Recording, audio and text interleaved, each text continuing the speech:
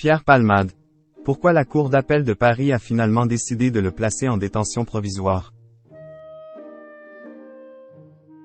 Ce lundi 27 février, la Cour d'appel de Paris a ordonné la mise en détention de Pierre Palmade dans le cadre de l'accident de voiture qu'il a provoqué sous l'emprise de la cocaïne. Pourquoi la chambre de l'instruction souhaite-t-elle absolument que l'humoriste soit derrière les barreaux? Depuis sa mise en examen pour homicide et blessures involontaires, le sort de Pierre Palmade était incertain.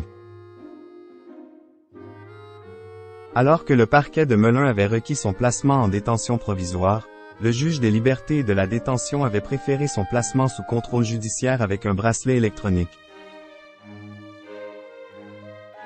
Après un appel du parquet de Melun, la décision est finalement tombée. Ce 27 février 2023, la Chambre de l'instruction a infirmé la décision dont il avait été fait appel, ordonné le placement en détention provisoire de Pierre Palmade et décerné mandat de dépôt. La mise en œuvre de ce mandat relève désormais de la compétence du procureur de la République près le tribunal judiciaire de Melun, auquel il va être transmis accompagné de la décision immédiatement exécutoire.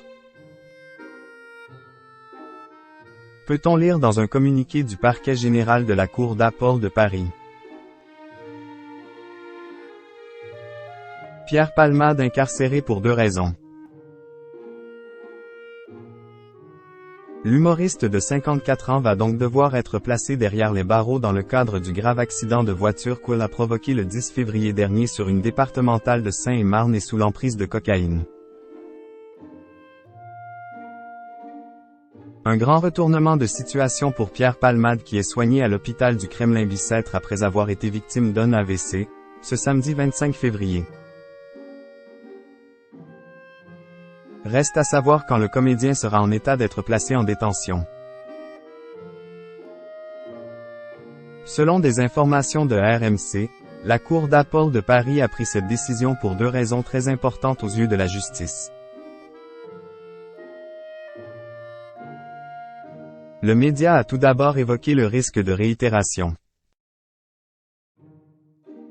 La Cour a estimé qu'il y avait bien un risque de réitération de conduite sous l'emprise de la cocaïne qui justifiait la détention provisoire comme l'avait requis le parquet général, explique RMC. Les 3 magistrats de la Chambre de l'instruction de la Cour d'appel de Paris ont également retenu la nécessité de préserver les investigations en cours dans le cadre de l'information judiciaire pour homicide et blessures involontaires, révèle également RMC. Un autre argument primordial.